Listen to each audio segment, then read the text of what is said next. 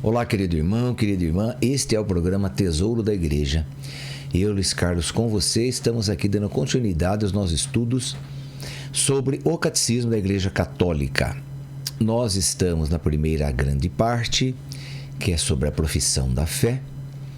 Estamos no capítulo 1, que é Creio em Deus Pai Todo-Poderoso. Na segunda sessão é sobre o símbolo da fé. Então, sim, aí eu creio em Deus Pai Todo-Poderoso. E estamos aqui no parágrafo 6º, que tem como título O Homem. Vimos aí a imagem de Deus. Vimos, não, estamos vendo, né? Não terminamos ainda. Então quer dizer que o homem foi criado à imagem de Deus, o ser humano, homem e mulher, Deus os criou. E nós vamos aqui entrar no número 358. Terminamos com essa frase do 358 e vamos iniciar por ela. Deus criou tudo para o homem, mas o homem foi criado para servir e amar a Deus e para oferecer-lhe toda a criação. Então, homem aqui, voltando, sempre lembrando você que essa palavra homem quer dizer gênero humano, homem e mulher. Então, Deus criou tudo para o homem. Tudo que ele fez é para que o homem, então, o servisse nessa criação. Tudo foi criado para servir e amar a Deus e para oferecer-lhe toda a criação. Então, o ser humano, nós costumamos dizer, não é? Na teologia, que o ser humano é o objeto do amor de Deus. Ele foi criado para o amor e para amar. Para o amor, quer dizer, o que é para o amor? Ele foi criado para ser amado por Deus e para amar a Deus. Isso significa criado para o amor. Mas o homem não está sozinho. Então, existem muitos outros seres humanos. E é aí que Deus estende, então, esta função, este dever do ser humano. É uma característica ímpar do ser humano, que ele tem que amar a Deus, sim, mas também todas as pessoas criadas e amar toda a criação. Tudo que foi criado, não só os outros seres humanos que foram criados, mas também toda a criação. E ele tem que governar o mundo, governar o universo, governar tudo. Mas com amor, com sabedoria, com inteligência, sim, mas principalmente com amor. Quando o ser humano tira o amor do seu coração, então daí ele vai governar com outras coisas, outros sentimentos, outros desejos. Se ele tirar o amor, daí ele vai governar na ganância, no egoísmo, na opulência, na vanglória, no desejo de ficar cada vez mais rico e não mede as consequências, não importa o que está acontecendo. Então aí ele vai, infringindo muitas leis. De uma ele vai passando para outra, passa por cima de uma, passa por cima de outra, e assim sucessivamente. Ele vai infringindo leis naturais, leis orgânicas, leis humanas e as leis divinas. Principalmente isso, né? Isso que faz com que o homem perca a volta dele para o céu, quando ele começa a infringir as leis divinas. Quais são as leis divinas? Amar a Deus sobre todas as coisas e ao homem como a si mesmo. Então, se não cumprir essas duas leis, que são aí as maiores, então o ser humano perdeu a volta dele para o céu.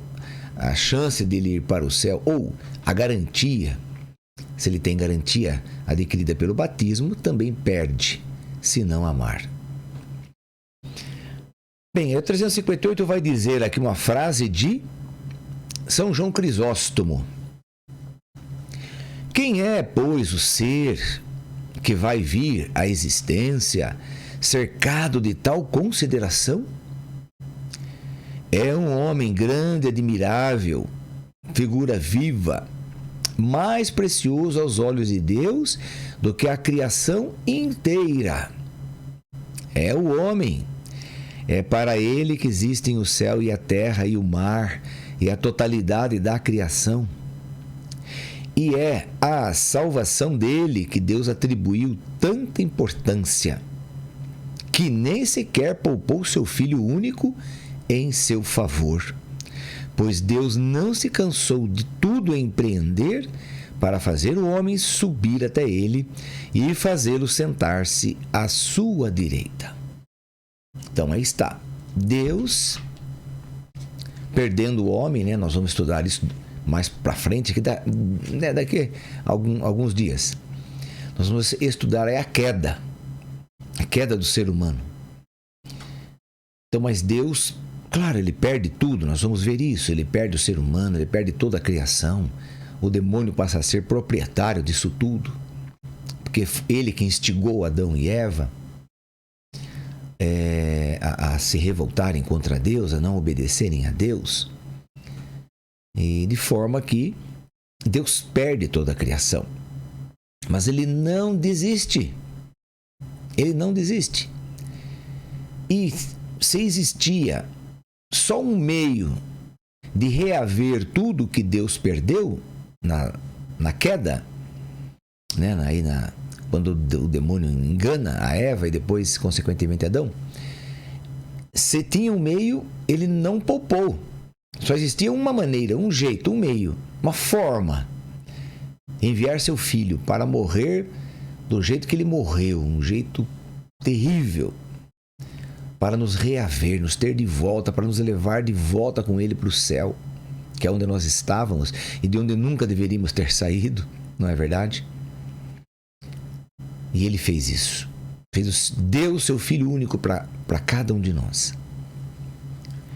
Então, e esse Filho único provou o amor de Deus, né? Mais do que nunca. Não precisava provar, mas provou.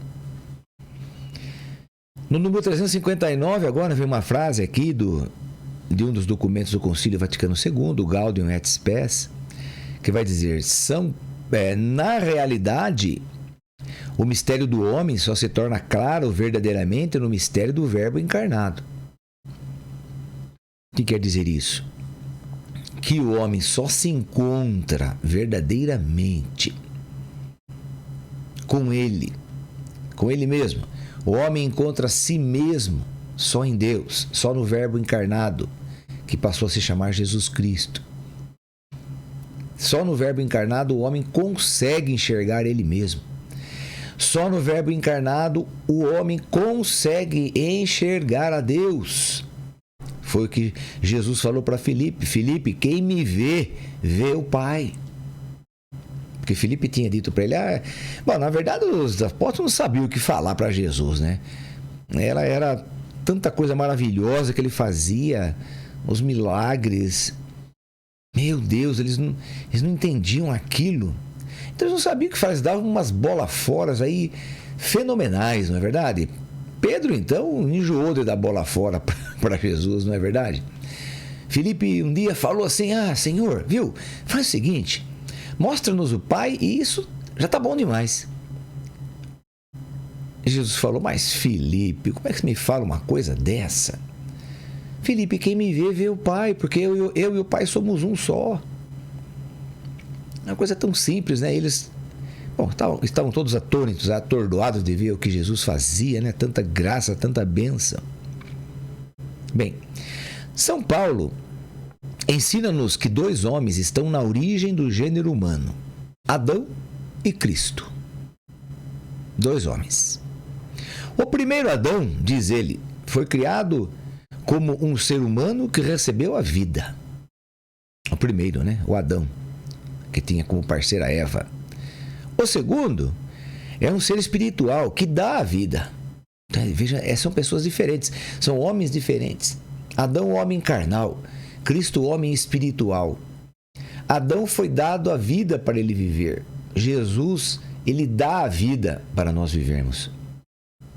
Diferente. O primeiro foi criado pelo segundo, de quem recebeu a alma que o faz viver. Mas como é que o primeiro foi criado pelo segundo?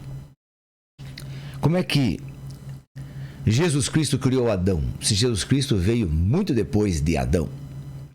Então, acontece que Cristo, Ele é o Verbo de Deus encarnado. Ele é a segunda pessoa da Santíssima Trindade que se encarna, que adquire carne. Mas antes ele não tinha carne, ok? Não tinha. Mas foi ele que criou todas as coisas. Bem, nós já estudamos isso no início do catecismo. Quando se explica ali que Deus criou todas as coisas, nós entendemos, nós refletimos, nós estudamos, nós vimos que esse Deus que criou todas as coisas é o Filho. Tudo foi criado por ele e sem ele nada foi criado. Nós estudamos isso. Vimos isso que está escrito no Evangelho de São João. No primeiro capítulo, no primeiro versículo, já está escrito isso. Tudo foi criado pelo Verbo. Foi criado por ele e para ele. Tudo foi criado por ele. Então, se tudo foi criado pelo Verbo, então Adão, claro, foi criado pelo Verbo. Eu fui criado pelo Verbo. Você foi criado e criada pelo Verbo. Aí o Verbo depois se fez carne para nos salvar. Bem, isso é uma outra coisa. Então, mas nós somos criados. Olha que interessante, né? Como é que o ser humano foi criado? Por que Deus fez o homem desta forma? Com carne, com osso? Pois bem, porque o filho dele, ele já sabia que criando todas as coisas, veja, não existia nada, mas Deus cria todas as coisas. Quem é Deus para criar? Deus é o Pai, o Filho e o Espírito. O Pai tem um desejo que é criar, o Filho corresponde ao desejo do Pai de criar todas as coisas na força e na graça do Espírito Santo. Por isso que chama-se Deus. Deus são 3 pessoas numa só. E eles criam todas as coisas. Mas todas as coisas foram criadas pela palavra. Quem é a palavra? É o Verbo, é o Filho, é a segunda pessoa da Santíssima Trindade. Ok. Mas esse Filho iria se encarnar, porque Deus sabia que a partir do momento em que ele criasse o ser humano iria errar, iria cair na desgraça, iria cair na mentira de Satanás, iria acreditar em Satanás. E ele iria estragar tudo. Então o homem iria estragar tudo, toda a criação. E de fato assim aconteceu. Mas Deus sabia disso? Sim, sabia disso. Então o homem foi criado na imagem. Olha, perceba que mistério profundo é esse. O homem foi criado na imagem daquele que deveria vir. Quem que deveria vir? A segunda pessoa da Santíssima Trindade. Então ele foi encarnado. Nós somos criados nessa imagem encarnada do Filho de Deus. Por isso que aqui diz que o primeiro Adão foi criado pelo segundo. O segundo é Jesus Cristo. Então foi ele que nos criou. Olha que coisa, que mistério grandioso, que mistério maravilhoso. Então o primeiro foi criado pelo segundo, de quem recebeu a alma que o faz viver. Pois é, recebemos a nossa alma, o nosso espírito humano. Veio de Cristo, claro que veio também do Pai e do Espírito, com certeza, mas veio de Cristo. O segundo Adão é Cristo, é o Verbo encarnado. Então, o segundo Adão estabeleceu a sua imagem no primeiro Adão. Quando o modelou, então é isso que eu acabava de falar. O segundo Adão, então, estabeleceu a sua imagem no primeiro Adão, quando o modelou. Então, nós somos modelados no Verbo encarnado. E assim se revestiu da natureza deste último. Quer dizer, e dele recebeu o nome, a fim de não deixar perder aquilo que havia feito a sua imagem. Então, e assim se revestiu da natureza deste último, quer dizer, o Cristo se revestiu da natureza dele e recebeu o nome, Jesus Cristo, né? A fim de não perder aquilo que havia feito a sua imagem. Primeiro Adão, segundo Adão. Ok, o primeiro começou, o segundo não acabará. Pois o segundo é verdadeiramente o primeiro. Como ele mesmo disse, eu sou o primeiro e o último, eu sou o alfa e o ômega. Então, o primeiro Adão começou, teve um fim, a morte se estabeleceu como fim na vida dele, não é? Mas o segundo Adão, não, esse nunca acabará, porque isso é eterno. Não tem começo, não tem meio, não tem fim. Bem, isso são pensamentos aí de São Pedro Crisólogo. São Pedro Crisólogo. Agora, a partir do número 360, vamos encontrar: graças à origem comum, o gênero humano forma uma unidade, pois Deus de um só fez toda a raça humana. Então vamos repetir essa frase aqui, que é tirada de Atos 17, 26. É muito importante essa frase. Graças à origem comum, o gênero humano forma uma unidade, pois Deus de um só fez toda a raça humana.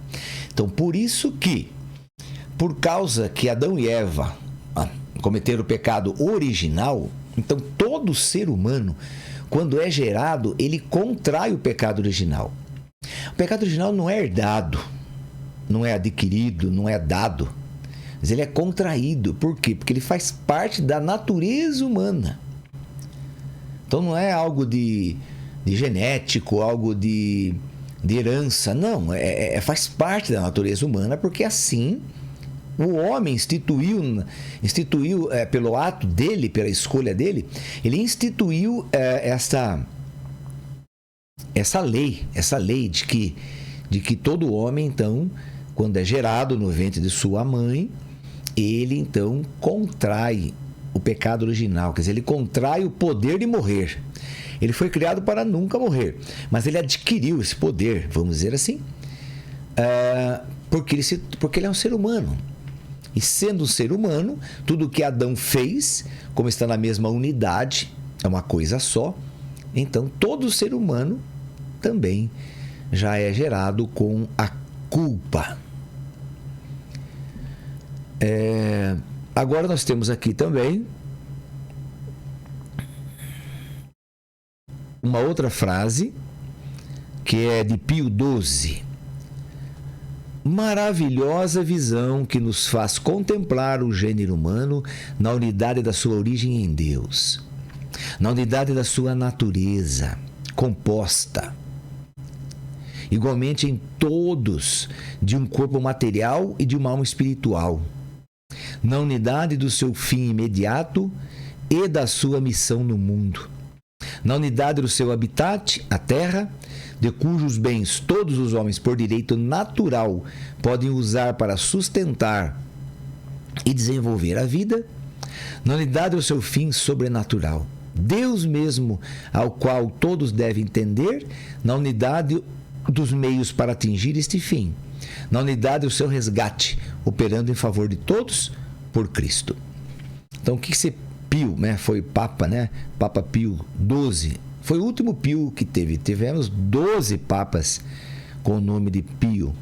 Esse aqui foi o 12º, foi o último.